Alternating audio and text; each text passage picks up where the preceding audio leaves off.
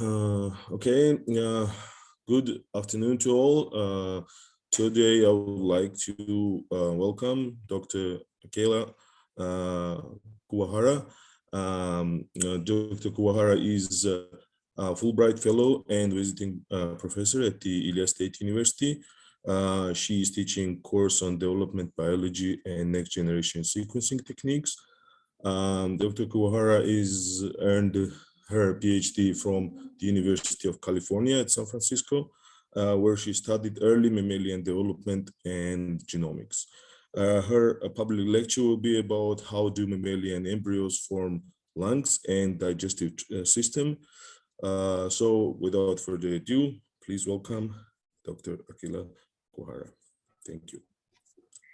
Great. Thank you all so much for coming, and thank you for inviting me to speak. I'm really excited to share with you all some of my personal research interests and hopefully have some discussion around the science that I've done. And also, it's a good way for you to see me, and if you see me walking around campus sometime at Elias State, and please introduce yourself and say hi. I would love to meet some more students and researchers and things like that at Elias. So I'm very pleased to be meeting you all today.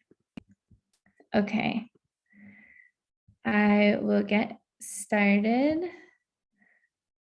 The work that I'm going to be showing you today is work that I did in my PhD. I recently completed my PhD from the University of California, San Francisco, as was mentioned, and I am now here on a Fulbright Fellowship from the US government to teach and interact with the people at Elias State for just the semester. So I arrived in January and I'll be leaving at the end of July. But I, of course, hope to meet as many of you as possible while I'm here on campus.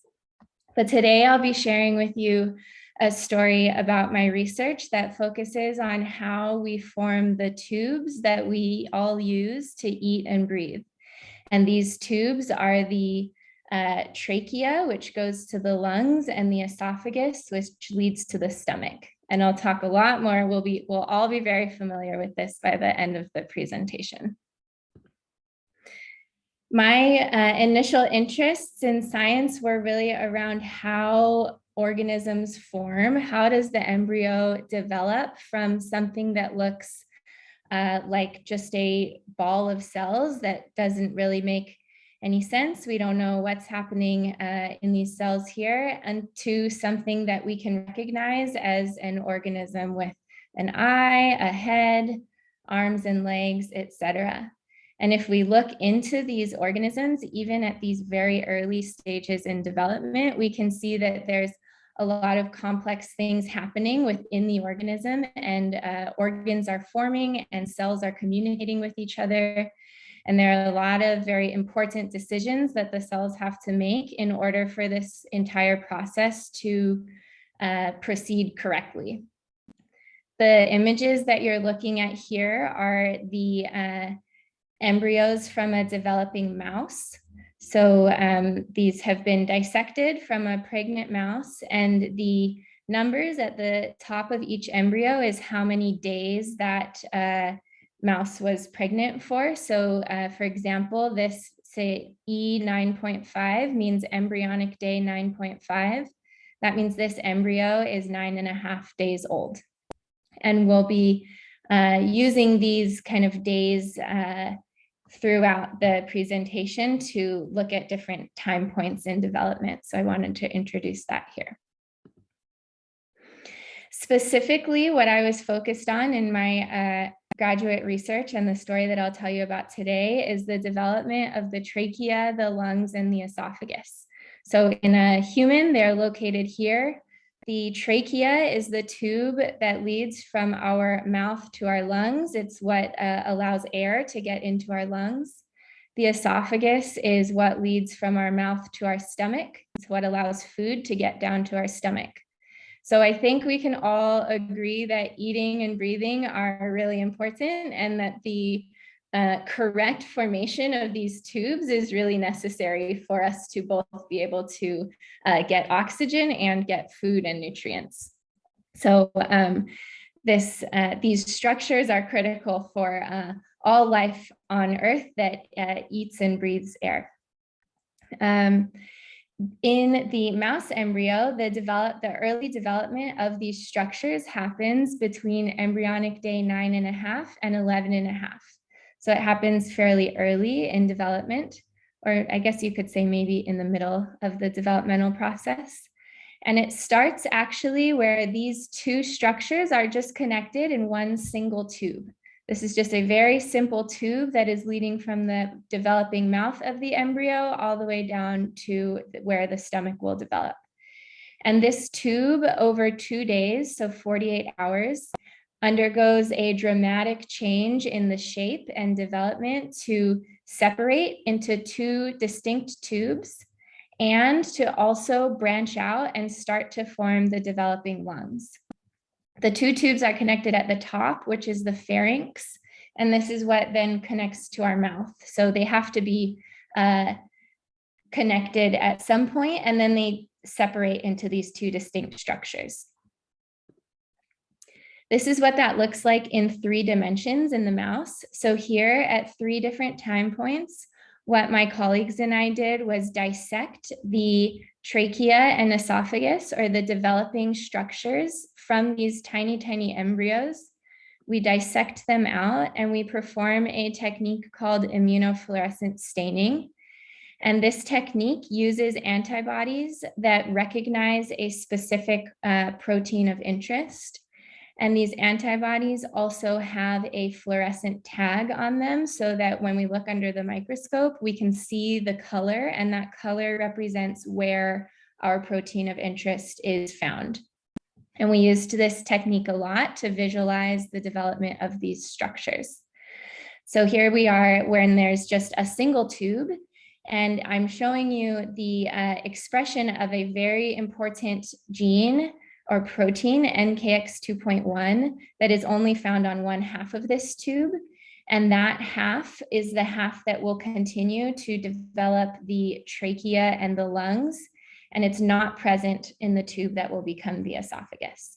And we'll talk about that in a second. So we use this 3D imaging approach to be able to visualize how these structures form during early development, because otherwise they're quite hard. It's quite difficult to see them if you're just trying to look at the entire embryo. Another way that we visualize this process is by taking slices through the embryo and doing the same immunofluorescent staining technique. So now, instead of looking at the 3-dimensional foregut, or sorry, I skipped that, but this tube that the trachea and esophagus eventually form from is initially called the foregut. And this is just the top half of the gut tube that then gives rise to the lung, the trachea, and the esophagus. And so what we do here is we, instead of looking at it in 3 dimensions, we take very thin slices. You can imagine like slicing a loaf of bread. We take very thin slices of the embryo, and then we look at those slices on under a microscope after performing this immunofluorescent staining. And so now what we're doing is we're looking down into the hole of the tube. So this is the tube, and this is empty space. This is where eventually food and air will travel through. And you can see again at these 2 earlier time points, it's just one tube. And then at this later time point, that one tube has separated into the esophagus, which is here. So the food is going to go through this tiny, tiny hole here, and the trachea here, which is where air will go through. The things that we have done our immunofluorescent staining for here are 2 very important transcription factors called SOX2 and NKX2.1. So these 2 genes have a very interesting and perhaps compelling expression pattern. We can see that SOX2 is expressed only in the half of the tube that will eventually become the esophagus. And NKX 2.1 is expressed only in the half of the tube that will eventually become the trachea. And what we know about these two proteins is they block each other. So we call that mutually repressive, where SOX2 is expressed, it's silencing NKX 2.1, and where NKX 2.1 is expressed, it's silencing SOX2. And that's how we create this boundary that tells us which cells will become the esophagus and which cells will become the trachea. And this is an example of how that co-repressive relationship works. Now we are looking instead of both of the immunofluorescent stainings on top of each other, we are looking at them in two separate channels. So here we can see SOX2. It's not as black and white as I had said previously. SOX2 is actually just high in the esophagus, but there's still expression in the trachea. NKX 2.1 is only on in the trachea, and here where the esophagus is, we don't see the expression of that protein at all. The esophagus is still here, we just don't see our targeted protein expressed in these cells, so we can't see it under the microscope. Okay, so now the next experiment that we did is we wanted to see what would happen if we mutated or deleted either SOX2 or NKX 2.1, because we think that these transcription factors are important in the development.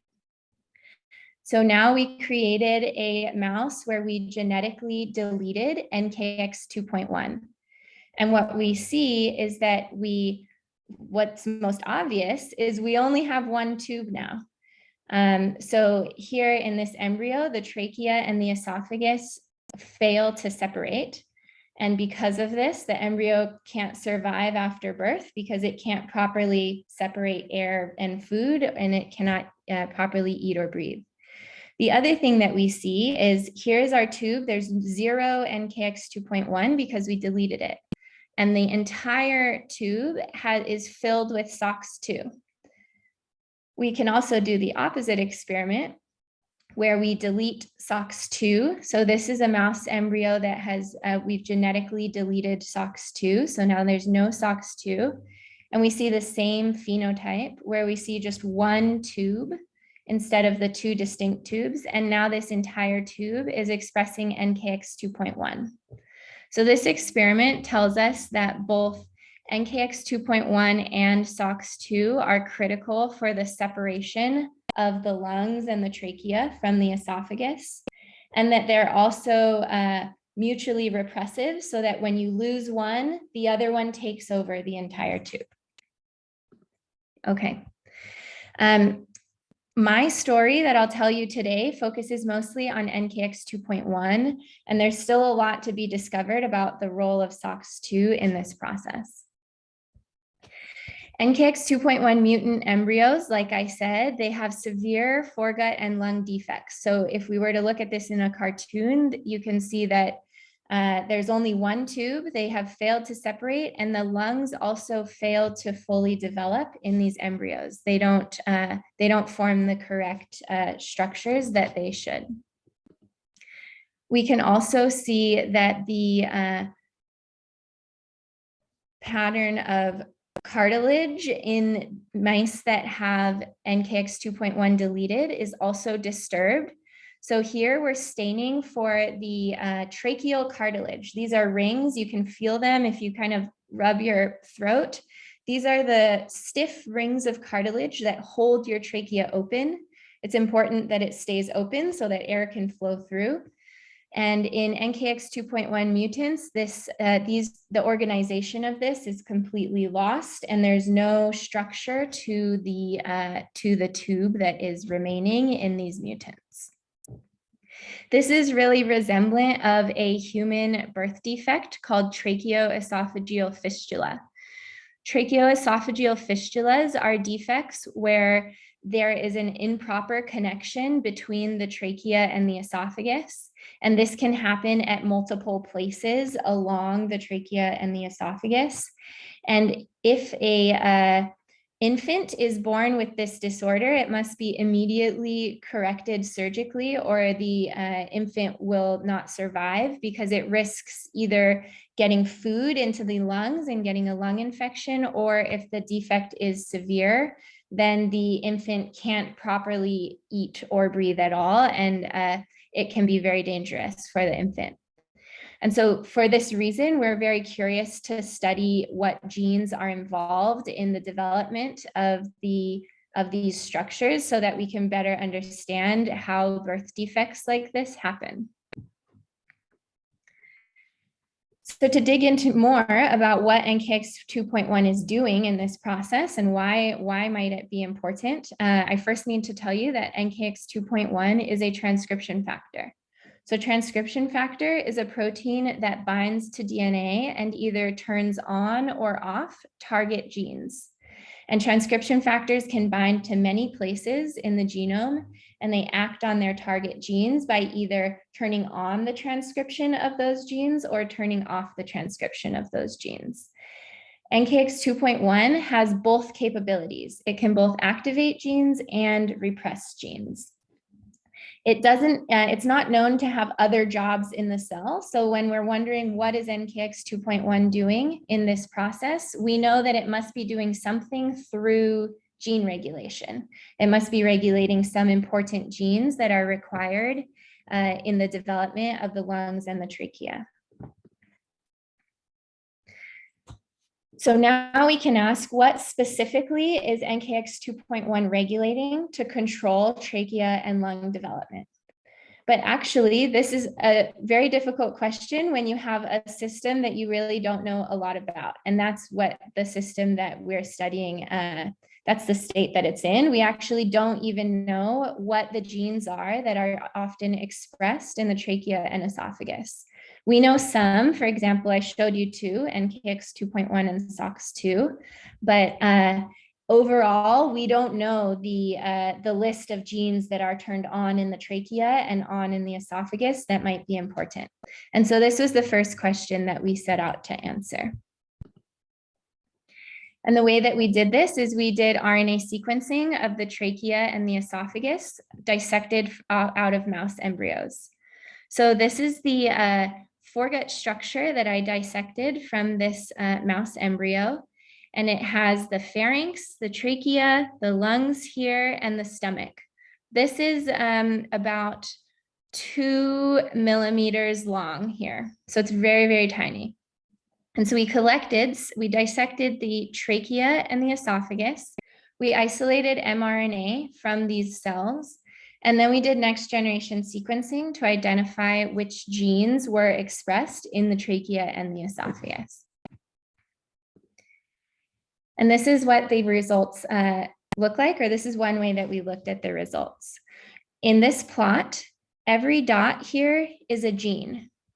And dots that are in red, so genes that are colored in reds, are genes that were found at higher levels in the trachea sample than the esophagus sample. So we found about 816 genes that were higher in the trachea compared to the esophagus. This means that they're expressed in the trachea and maybe somehow important. And the same with the blue dots. Every blue dot here is a gene that is higher in the esophagus compared to the trachea. And we found about 540 of those genes. So now we've created a atlas of genes. We have no idea what almost all of them do. They're still a mystery, but there's lots to explore here, because now we know a huge list of genes that are expressed specifically in each of these two tissue types that might be important for the separation of the lungs and the trachea from the esophagus. We wanted to validate, we can see these dots, but do we really believe the data? So the next thing we did is we validated it through a sort of a different flavor of immunofluorescent staining. Here, we're actually staining for the RNA. So this is just an example of two genes that we discovered were expressed in the trachea, and we wanted to confirm it. And so we added a fluorescent RNA probe to bind to the mRNA of this gene, TPPP3. And we saw that, oh, our data actually was right. This gene was expressed in the trachea and is not expressed in the esophagus. And you can see that by all the green here, which is the cells of the trachea. We can see it by where NKX 2.1 is also. And it's not expressed in the esophagus, which is up here, and it's black, you can't see it. The same with this gene. Just short question. Akela, may I understand concerning the previous figure, maybe a stupid question, did I understand correctly that those are just RNA extracted just from these parts, and genomic sequences is applied to RNA? Yes, this is RNA extracted from the trachea and the esophagus. We extracted the RNA and then we converted it to cDNA in order to do the sequencing, but the data is describing the mRNA that was expressed in the trachea and the esophagus. Yes. Thank you. So these are two genes that our data had told us were probably expressed more highly in the trachea versus the esophagus, and we can confirm that yes, they are. And we did that also for genes that were expressed, that our data told us was expressed in the esophagus. And now we can really believe our sequencing data, because now when we look for those genes in the actual mouse embryo, we see that it's true, they are expressed in the esophagus and they're not expressed in the trachea. Now, we don't know what any of these genes do, but it is really helping us to push the research project forward, because now we can build more hypotheses about what might be important once we start to understand these genes a little bit more. But first, we just had to know what was there. Okay.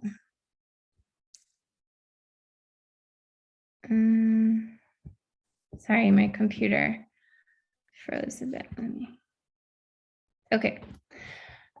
So now that we know what was expressed in the trachea and the esophagus, we can ask our maybe more interesting research question or more promising question, which is what is NKX 2.1 regulating to control this process, to control some of these genes? And so the next experiment that we did is we took NKX 2.1 mutant foreguts. So this is where there's a big tracheoesophageal fistula, the tubes are connected. And we also took control healthy foreguts, so trachea and esophagus from healthy mice. And we did the same. We took mRNA from these and we performed next generation sequencing on that mRNA. And we looked at which genes were different. And so here we're now able to compare that what happens when we don't have NKX 2.1, which genes are changing. And those genes that change are probably genes that were regulated somehow by the transcription factor, NKX 2.1. And so this plot is the same. All of these dots are genes. Genes that are colored in purple here are genes that are increased in NKX 2.1 mutants. So if they go up when we don't have NKX 2.1, that means that in a normal setting, NKX 2.1 is down regulating them. It's repressing their expression, because when we take NKX 2.1 away, they now increase in their expression. These blue genes are the opposite. These are genes that go down when we don't have NKX 2.1. So this tells us that NKX 2.1 was turning on these genes, and now when we don't have it, those genes go off. And we have a control here with NKX 2.1. This is the gene we deleted, so we expect that the levels of it are very low, and we see that that's true. We also performed a chip sequencing experiment to understand where NKX 2.1 is binding and which genes it might be regulating directly. NKX 2.1, as I said, is a transcription factor, and transcription factors bind in many places in the genome. And usually, if they are binding near a gene body, this tells us that our transcription factor is not guaranteed, but likely to regulate that gene that it's binding near. So we performed a technique called chip sequencing, which stands for chromatin immunoprecipitation with sequencing, where we isolated all of the pieces of DNA that NKX 2.1 was bound to, and we sequenced just those pieces of DNA. And what the results will then show us is areas where we see a lot of sequenced DNA are going to be areas where NKX 2.1 was bound in the genome. And these tell us that these are important regulatory sites or possibly enhancers that are regulating these target genes. This is what some of that data looks like. So here I'm showing you just a snapshot of the genome. So we've zoomed in onto a chromosome and we've zoomed in specifically to the location where, for example, this SOX2 gene is, and these are other genes that are also in the area. And we can see by these peaks that NKX 2.1 was bound to all of these areas where we see increased signal. This example is showing SOX2, that other transcription factor. So we know that NKX 2.1 is binding to the SOX2 gene. And since we already knew this is a repressive relationship, it's likely that NKX 2.1 is repressing SOX2 around that gene body. And we saw that across the genome for a lot of other genes as well. But one that we were really excited about is this gene called EphrinB2. Here I'm just, again, zooming in on the chip sequencing data. And each of these peaks, this is just two replicates, one on the top and one on the bottom. Each of these peaks are areas where we saw NKX 2.1 binding in our sequencing data. And it's binding very close to this gene EphrinB2. And I'm going to tell you now why this was exciting to us. So we knew already from another project we had going on in the laboratory that EphrinB2 is expressed in the esophagus. So here we're showing, again, the slice of the trachea and the esophagus. We can see NKX 2.1 is here in the trachea, not in the esophagus, and EphrinB2 gene has the exact opposite expression pattern as NKX 2.1. And we also know that when we delete EphrinB2, we get, wait for it, we get a mutant embryo that has a tracheoesophageal fistula. So this phenotype, this defect, is very similar to the defect that we see when we delete NKX 2.1. What we did notice, however, was that NKX 2.1 and SOX2 expression pattern is maintained even when we delete EphrinB2. So this means that EphrinB2 is not regulating where these transcription factors are, but somehow it's regulating the process of separation of these two regions. This is what that looks like in 3 dimensions. So here is a control embryo, and you can see that the trachea and the lungs are here by the staining of NKX 2.1, and here's the esophagus. They're kind of halfway through separation, so they're going to continue to separate upwards here. This is what it looks like zoomed in. In EphrinB2 mutant embryos, here we've deleted EphrinB2 from these cells. Now the trachea and esophagus are staying connected. So the lungs are connected to the common tube, and this is going to be fatal to the embryo because it can no longer properly breathe and digest food. We also know from our laboratory research that EphrinB2 is a gene that the protein of EphrinB2 controls cell movement and cell segregation. So I'm going to now play you a short video of cells in a dish. So now we've moved out of the embryo. These are cells that are in a petri dish. And we have cells that are expressing ephrin in pink, and cells that are not expressing ephrin, but they're expressing the receptor F. We don't need to go into that detail, but just know that the pink cells have ephrin and the green cells don't have ephrin. And they're all mixed up. They're mixed randomly in the dish. And we're going to show you a movie of what happens over time. Ignore the panel to the left. The resolution isn't great. I couldn't get the higher resolution video to upload. But what you can see is these cells are moving all around, and they're starting to separate into big clusters of cells that are all green and cells that are all pink. And so what this has shown us is that if you have some cells that have FMB2 and some cells that don't have FMB2, they like to separate from each other. They like to form clusters with themselves, and they like to push away from the cells that aren't expressing the same thing. And that led us to the hypothesis that FMB2 might be regulating the separation of these two populations, where you have a positive and a negative population, and they want to move apart from each other. Oops, sorry.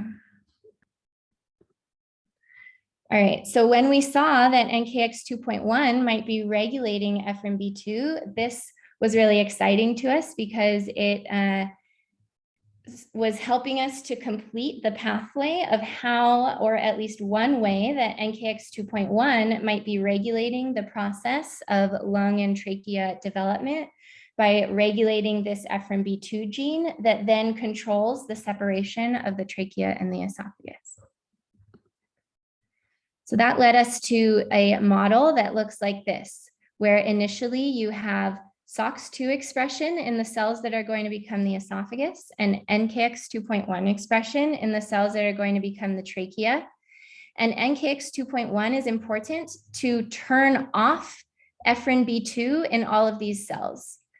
And once FMB2 is turned off in these cells, then the cells that have FMB2 will be the cells that become the esophagus, and they will push away from the cells that don't have FMB2, which are the cells that will become the trachea. And so this separation can now happen of these two tubes and allow us to have the two distinct structures that are required. And just one last fun piece of data that we saw that helped us to confirm that this is what is happening is this experiment where we genetically deleted NKX 2.1 from only some of the cells here. So here is our, on the top is the control embryo, where we have lots of NKX 2.1 expressing cells in the area that will become the trachea and the lungs. And in this embryo, we deleted just a small fraction of NKX 2.1 expressing cells. So we've removed just some of them. And we know that if we don't have NKX 2.1, FMB2 is going to turn on in these cells because NKX 2.1 is required to keep FMB2 off. So now in these cells that don't have NKX 2.1, FMB2 gets to turn on, and it gets to drive separation of these cells. And since the pattern is messed up, what we get is this really crazy phenotype where we're starting to develop fake lungs or improper lungs that are coming out in multiple places along the tracheoesophageal fistula, which we believe is driven by the pushing of FMB2 away from all of these NKX 2.1 positive cell clusters. So it's the same type of cell sorting that we saw, in this video. The same thing that's happening here is what's happening in our embryo to cause the FMB2 positive and FMB2 negative cell populations to push apart from each other. This embryo cannot survive, but it does give us clues as to how the normal branching and normal separation of the lungs and the trachea happens away from the esophagus. Okay, so there's a lot more to the story, but that's what I will end with today. What I've told you is that during embryonic development, the trachea and lungs separate from the esophagus to form two distinct tubes, and these are the two tubes that we need to eat and breathe. But it's really interesting to know that in all of us, at one point, these two tubes were completely connected, and we just had one big tube going through us. Improper separation of these two tubes of the trachea and the lungs from the esophagus results in a common birth defect called tracheoesophageal fistula, which is part of the reason why we're very curious to study this phenomenon and study how this happens, so that we can better understand these birth defects. Mutations in the transcription factor, either NKX2.1 or the cell sorting protein FMB2, both cause tracheoesophageal fistula in mice. And so this gives us some hints as to how this birth defect might happen in humans. And we also know that during normal development, NKX2.1, which is a transcription factor, binds to the FMB2 gene and represses it. So it turns off FMB2. And this creates an FMB2 on-off boundary that then causes those cells to move apart from each other and separate into the trachea and the esophagus. And also through our genomic data, we identified many, many other genes that are involved in this process, and we have no idea what they do. So we're still very excited to explore the function of these genes and how they're related to the development of these two structures and also to the physical separation of these structures. One of the blessings and the curse with doing genomic style experiments is you get many more genes than you wished for, and it can be a long process to begin to understand the function of all of the genes you've uncovered, but it creates a very important database that was previously, at least in this tissue and in this system, was previously unknown. So this research we published in 2 papers one has come out in 2020 and one in 2022, just last month. And a lot of the figures that I showed you today came from those papers. And I would be happy to share them if anybody would like to hear more of the story. The work was primarily done by myself and one of my very dear lab mates, Ace Lewis. He is also a researcher at the University of California, San Francisco, and we worked on this project together.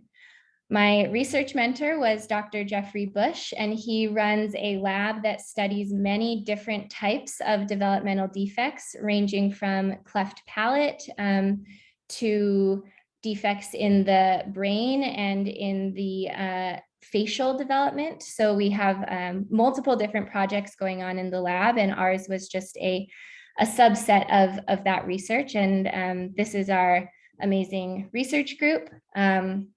As I said, I'm really happy to meet as many people as I can while I'm here visiting, and I've already learned so much since I've been here, but please, if you would like, send me an email. I would like to grab coffee or anything like that, or if you have any other questions about San Francisco or research or career paths, anything like that.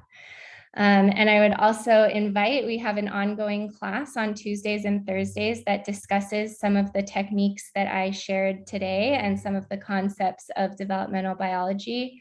And the information is here, and I would be more than happy if anybody would like to attend one or more of the classes as you wish. And with that, I'll take any questions. Thank you so much for listening. Thank you, Akela, again. And please, if everyone has questions, I see David really has question. Please start, and then you can. Akela, first of all, thank you very much. Really, it was a really great talk. I agree completely with Zaza Kikwidze. And and there are complex things which you explained, I think, in a relatively simple words. So it's very important. I was very interested, and I have a couple of questions, if you please. So as long as I understand, please correct me if something is wrong. So it is a NKX2.1 which starts to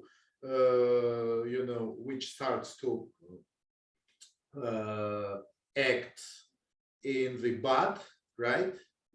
and forms and cells where it is where the gene becomes active, forms trachea and lungs, and simultaneously it blocks actually activity of EFNB2, and the cells where this EFNB2 are not blocked, they start to form esophagus.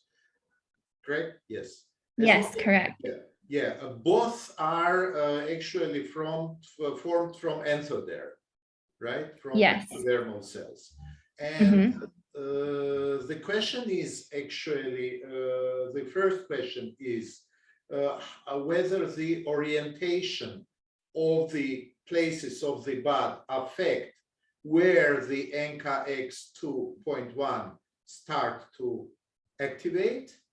And the second question is, what is the initial trigger actually that particularly in this bud, this process starts? Is there induction from the actually surrounding cells and tissues, or it is a just, you know, predetermined part of active genome in this part? So did I explain my? Yes, you explained my project well, and also your question. I understand it completely. So let me Thank you. Let me try to answer you. So I'll use this image, even though it's not perfect, but to answer your question of how does everything start? Does the position matter? The structures are forming right here in the embryo, and the lungs are always going to form on the dorsal side, or sorry, the ventral side of the embryo, and the esophagus is always going to form on the dorsal side. And the reason for that is that the notochord, which is just dorsal of the foregut endoderm, the notochord is sending morphogens, it's sending signals to create the initial NKX 2.1 and SOX2 patterning along this tube. So here we're just zoomed in. The notochord would be somewhere kind of right along here. And it's sending signals to this tube to establish SOX2 here and NKX 2.1 here.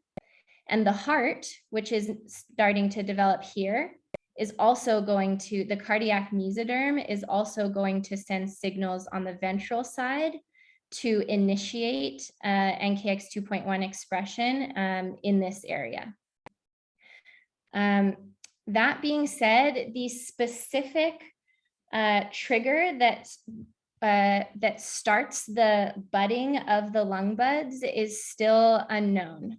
So it's not clear how that precise location of where the lung buds start to evaginate from the endoderm. It's not clear how that's decided, but it's would be an amazing, I think, reasonable hypothesis that it's due to some sort of positioning amongst the signals from the cardiac mesoderm, and also from the kind of the area perhaps with the highest level of NKX 2.1 expression to start with, or something like that. Which potentially can be actually validated, the hypothesis, by transferring actually cells from different parts of the embryo. I mean, if you're saying we could address this by transferring some cells away from this area, maybe up into the higher part of the endoderm, and see if we still get budding here, or if it is if the positional information is required. Yes, definitely. The frog embryo, the Xenopus embryo, also undergoes a very similar separation process, and the genes that are involved are very conserved. So that would be an experiment that would be really cool to do in the Xenopus embryo. Obviously, it's harder in the mouse because you can't keep it alive once you've removed it from the womb, but the Xenopus would be a great model for that. Yeah, it's a good suggestion. Akela, thank you for such a detailed answer, and it's really very interesting for me too. Thank you. Thank you, Akela. Hussein has a question, as I see. He's raised the hand. Please ask the question, please. Yeah, hi, how are you? Good afternoon also. Uh, First of all, I want to thank you, Professor Kawahara, for that interesting topic, actually. Secondly, I have a question, actually. When you mentioned that there is the gene, when we extract it, it forms a fake lungs, if you remember it in the beginning. Is there, yeah, this one. Is there a way that, like we know the liver, there's a donation for livers and it can regrow itself. Is there a chance of any way that we can combine these things and like create, or for those who have a cancer in their lungs and things like that, that could help them create a new lungs like this one, or fake lungs? I know it's a So stupid question, but yeah, like it's not a just stupid got my question. interest. Yeah, it's a great question. So I think what you're asking is, can we use some ideas from the biology that's happening here? Here we seem to be forming some initial parts of the lung in places where they're not supposed to be formed. Can we use this biology to help lung regeneration for patients who have lung injury? And we need to, is there the potential that we can create lung tissue for them in the laboratory or something like that to help them repair their lungs? Yeah. The answer is that that's a great a topic of very great interest in lung biology field, and people who study lung regeneration use information that we learn in development to inform how lungs regenerate. So most of regeneration happens in a way that follows the same path as developmental biology. So a lot of the genes that are involved in the development of the lung would also be involved in the repair of the lung. So in this way, it's very useful to use the ideas from developmental biology for lung regeneration. And there are currently people who are trying to grow these mini organoids or kind of balls of developing lung cells in a dish in the laboratory, and are using a lot of the signaling molecules and a lot of the genes that we discover to be important. They're using that to try to create lungs in a dish. Yeah. Cool. I will Thanks. say we're very far off from creating a lung that we could transplant into a human, or even a piece of a lung that we could transplant into a human, but the research is very closely related. Yeah. Yeah, thanks for explaining more. Mm-hmm. Thank you very much. Please, questions if anyone has. Tamar Beridze has a question, please. Thank you very much for this interesting presentation. I think there's a lot of information which is a little bit difficult to digest, but I think that you explained all of this very well. I would have a question about RNA sequences. That there was a diagram where you had some yes, a previous one. Yeah, 10. Yeah. So when you are mentioning there's, there was some target genes which you had an idea to use for these studies, and there's many more genes which appeared, and you said that it is difficult to learn them. How can you follow all of this? How can you identify or start investigating the other genes? Where would you start following all these? Because obviously this study has might have the very good use for the future for developmental studies. That was the same question that I asked after I got all of this data, and I had no idea what to do. And I went to my advisor and I said, where do I start? I have, this is crazy. I have over 1,000 new genes to study. How do I know where to start? So there are kind of sort of two approaches that we did for this study. One was to look in the literature and identify some genes that maybe other people had already discovered to be somewhat important, but we didn't know that much about. And so that's one way, and it's maybe a slower way, and you get fewer genes, but you can select genes that maybe people are already interested in because there's something known about it in the biology of the lung or something like that. So that's one way. Another way is that there are tools that perform what is called gene ontology analysis. So here we have just a long list of genes, and I'm showing them in blue dots, but you could look at them in an Excel spreadsheet of just the list of your gene names, right? And you can put that list of gene names into a software, and that software will organize those genes into categories and say, oh, in your data set, you have 50 genes that are involved in cell movement. And you have 20 genes that are involved in Wnt signaling. And so from there, it kind of can help you to break it up into different topics and say, oh, wow, my data set has so many genes that are involved in Wnt signaling. Maybe Wnt signaling is really important in this. And then that will let you build some hypotheses. So that helps a lot to kind of narrow down your long list of genes that I don't know any person that has every gene memorized. It just looks like a bunch of letters. That helps to break it into categories that make a little bit more sense biologically. Yeah. So we did that, the gene ontology analysis for our groups of genes also. Great. Yeah, thank you. Mm-hmm. Thank you very much. Anybody more questions, please?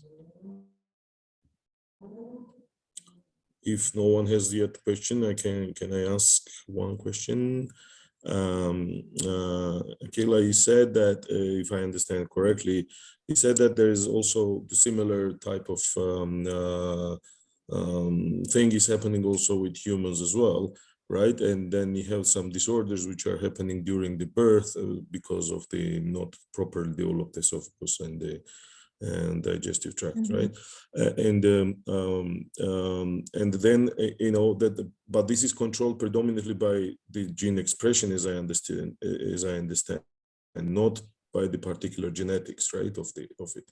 Some problem with the gene expression rather than particular, genetics, right? Is it so? Is it somehow? Is there any study if it is actually somehow heritable? That problem, so to speak, then it's going to be more like epigenetic type of situation, right? Or no? If it's heritable, so to speak. Yeah, that's a good question. There is not too much known about the genetics behind these birth defects. But I will say that even though what I showed and what we were mostly studying is changes in gene regulation, which we often think to be epigenetic or something like that. It could still be traced back to genetics if you have a mutation in the transcription factor or a mutation in one of the regulatory elements or in the enhancer for specific genes that are important, then that's how you could still have it be a genetically heritable disease, even though the biology, at least that we've uncovered, is a lot focused on gene regulation. So the big answer is that we don't really know. There's not too many genetic studies out there that would allow us to know whether this is genetically linked often or is potentially environmentally linked, depending on maybe some environmental changes or nutrient deficiencies or things like that cause signaling deficiencies. We don't know yet. Yeah.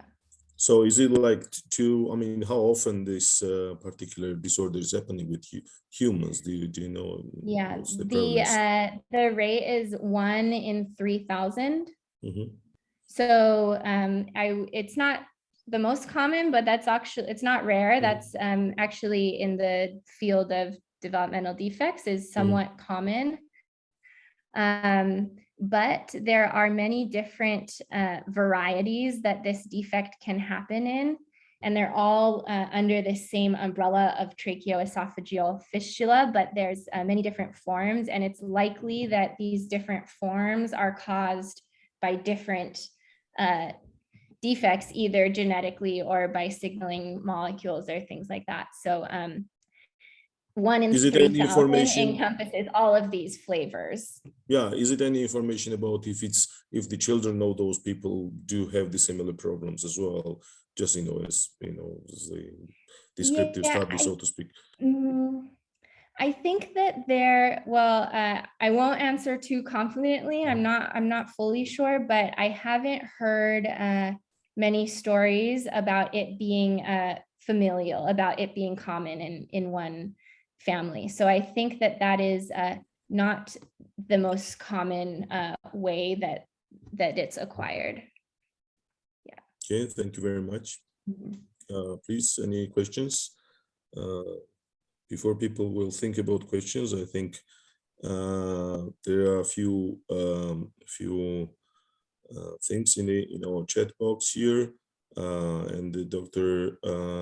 Zalki Kwidze says, "Hi Akela, thank you for a great talk and amazing combination of molecular genetics and histological methods. I would love to say and stay and listen to the discussion, but I have to give a class soon. Thank you to Dr. Kikwidze for wonderful words, so to speak. And also, Tsikhilashvili writes that, dear Dr. Akela, thank you very much for the brilliant speech, and to me that thank you for the opportunity. Of course, everybody is welcome for that. Okay, I think that's it, right? And again, thank you very, very much. It was super interesting talk. When we sometimes see each other, of course, I have some other questions regarding some other things, and I would love to hear your opinion about that. So we'll talk about that some, Great. when we see Yeah, each other somewhere at the university. I hope to see you all soon, and my contact information is here with my email. And yeah, honestly, anything, it doesn't have to be about science. If people are curious about research in the US or universities or things like that, anything along those lines, I'm happy to discuss. Okay, thank you very much. Also, I will upload the video to our,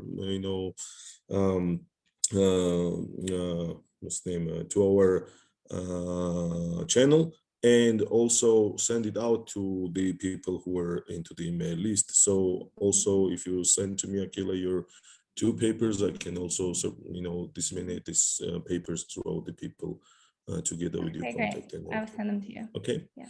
Okay, thank you very much to everyone, and see you at the next session. Thank you, Akela, again. Didi Madlova. Bye. Thanks a lot. Thank you very much.